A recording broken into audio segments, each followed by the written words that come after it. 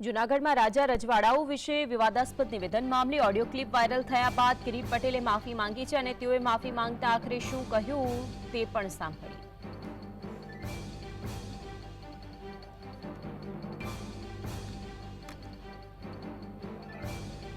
પહોંચી હોય તો હું ક્ષમા માગું છું। અમારો ધ્યેય કોઈ એવા પ્રકારનો નથી। ભારતીય જનતા પાર્ટી એ દરેક સમાજને સાથે લઈ અને ચાલનારી પાર્ટી છે। આવનારા દિવસોમાં માનનીય વડાપ્રધાન શ્રી નરેન્દ્ર મોદી સાહેબના નેતૃત્વમાં દેશ સુરક્ષિત બને એ દિશામાં આપણે સૌ કામ કરી રહ્યા છીએ। ત્યારે મારા ભાષણથી અથવા મારા પ્રવચનથી અથવા મારી કોઈ વાતથી કોઈ સમાજ કોઈ વ્યક્તિને ઠેસ પહોંચી હોય તો મેં બે હાથ જોડી અને હું ક્ષમા માગું છું। ક્ષમા માંગી લીધી છે, પરંતુ શું આ ક્ષમા રાજપૂત સમાજ હવે તેમને આપશે કે કેમ તે માટે શક્તિરાજસિંહ ઝાલા આપણી સાથે ક્ષત્રિય આગેવાન જોડાઈ ગયા છે, તેમની સાથે ચર્ચા કરી। સ્વાગત છે શક્તિરાજસિંહ આપનું જીએસટીવીમાં। એક પછી એક વિવાદ સામે આવી રહ્યું છે। પહેલા બેફામ વાણી વિલાસ કરવામાં આવે છે અને ત્યાર પછી માફી માંગી લેવામાં આવે છે। કિરીટ પટેલનું જે નિવેદન સામે આવ્યું છે તેને લઈને આપની પહેલી પ્રતિક્રિયા।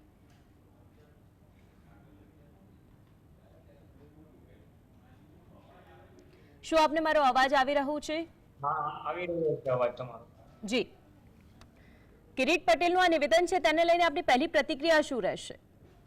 જો અમારી પહેલી પ્રતિક્રિયા એમ છે કે ક્ષત્રિય જે પરસોત્તમભાઈ રૂપાલા દ્વારા જે પહેલી વખતે જે ક્ષત્રિય સમાજ કે રાજા રજવાડા ઉપર જે ટિપ્પણી કરવામાં આવી હતી ત્યારે જ અમારી એવી માંગણી હતી કે ખાલી ક્ષત્રિય સમાજના નારીનો એક પ્રશ્ન નથી, આ દરેક 18 વર્ણનો જે નારી શક્તિનું અપમાન કરેલું છે, એટલા માટે અમારી સ્વાભિમાનની લડાઈ હતી કે આવનારા સમયની અંદર કોઈ પણ આ પરસોત્તમભાઈ રૂપાલા દ્વારા જે બફાટ કરવામાં આવ્યો છે તે બફાટ બીજા કોઈ નેતા નો કરે તો હજી આ એક મુદ્દો પૂરો નથી થયો। ત્યારે આપણે જામનગર અને જુનાગઢના જે ભાજપના પ્રમુખ છે તેમને પણ રાજા રજવાડાઓની વાત કરી, તેમને પેલા બાદમાં વિવાદાસ્પદ નિવેદન આપ્યું, બાદમાં તેમને માફી માંગી, પણ આવું ક્યાં સુધી ચાલુ રહેશે કે પેલા તમારે નિવેદન આપવું, પબ્લિસિટી સ્ટન્ટ કરવા માટે આ બધા નેતાઓ ને પેલા વિવાદાસ્પદ નિવેદન આપે છે,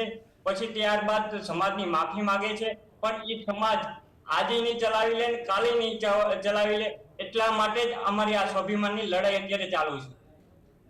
આ સ્વાભિમાનની લડાઈની અંદર આપે જે ક્ષત્રિય સમાજ દ્વારા અલગ અલગ જગ્યાએ ધર્મરથની શરૂઆત કરી છે, એક વાત એ પણ છે કે જે ઓડિયો ક્લિપ સામે આવી તેમાં પણ તેઓ માફી માંગતા નજરે પડ્યા છે।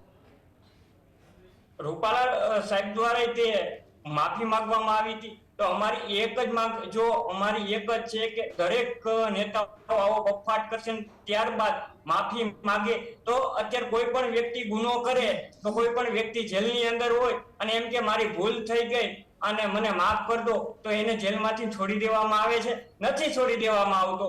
એટલે અમારી એવી જ માંગ છે અમારી ક્ષત્રિય સમાજની કે આજ પછી ક્ષત્રિય સમાજ નહીં કોઈ પણ સમાજના દીકરીઓ બહેનો ઉપર કોઈ પણ રાજનેતા આવી અભદ્ર ટિપ્પણી ન કરે, ત્યારબાદ માફી ન માંગે। આ કોઈ સંજોગોની અંદર માફી ચલાવી લેવાતી નથી અને ચલાવી લેવામાં આવશે।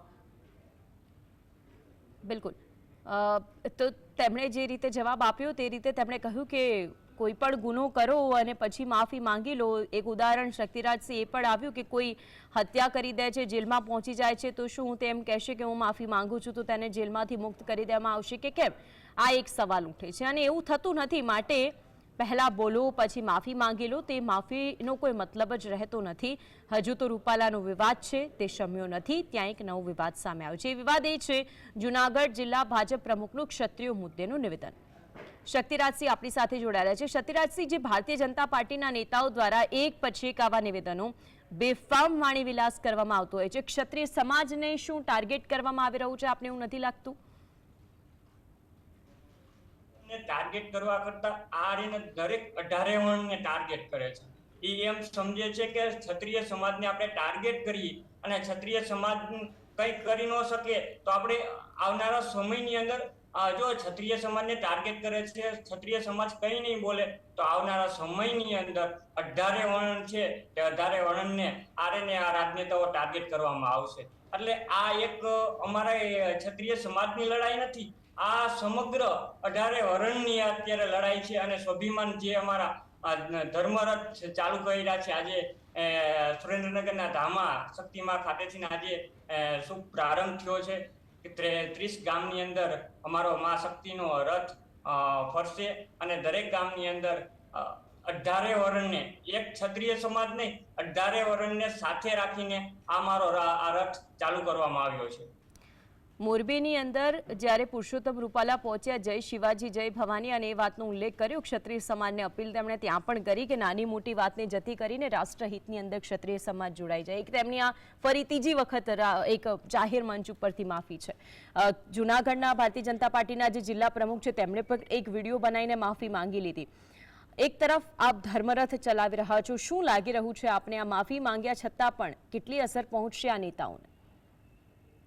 જો માફી અમારું પહેલેથી સ્ટેન્ડ ક્લિયર હતું કે માફી કોઈ સંજોગોની અંદર ચલાવી લેવામાં નહીં આવે. અમારું પાર્ટ 1 આંદોલન પતી ગયું છે, હવે પાર્ટ 2 આંદોલન ચાલુ થયું છે. હવે અમારી સીધી લડાઈ રૂપાલા સાથે નથી, હવે અમારી સીધી લડાઈ ભાજપ સાથે છે કે એમને અમારી માંગણી સ્વીકાર કરેલી નથી.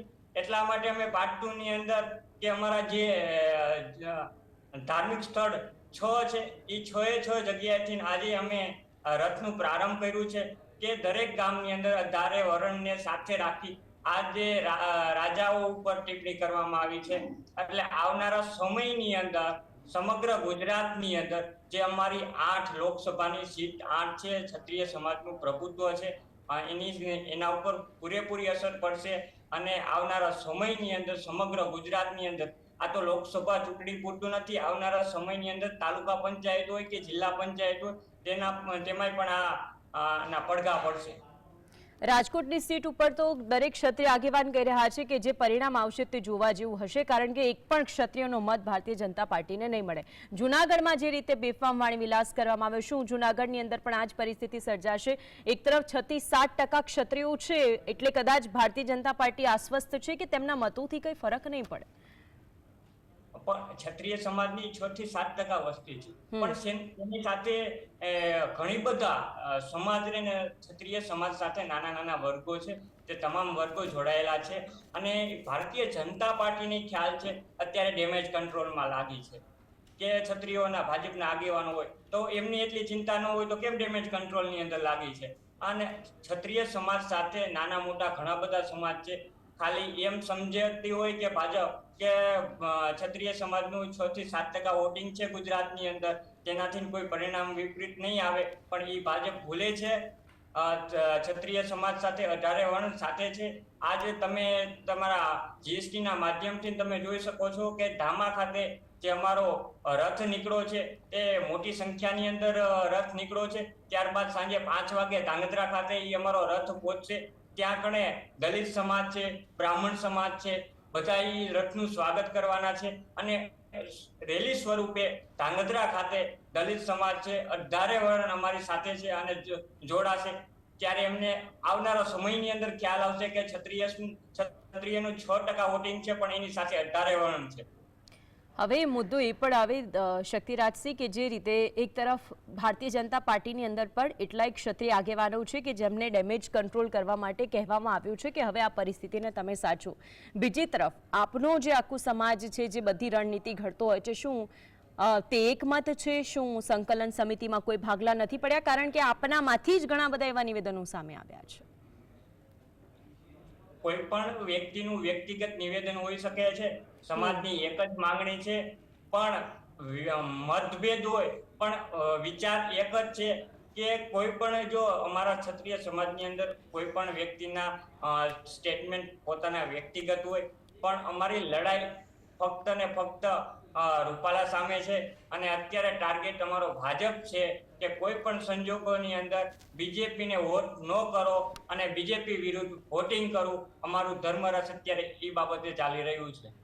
બિલકુલ શક્તિરાજસિંહ, આપ અમારી સાથે જોડાયા અને માહિતી અને માર્ગદર્શન પૂરું પાડ્યું તે બદલ આપનો આભાર. તો એક તરફ ધર્મરથની વાત છે, બીજી તરફ ભાજપનો રથ છે જે તેજ ગતિ આગળ વધી રહ્યું છે. હવે આ બે રથમાં કયો રથ આગળ વધે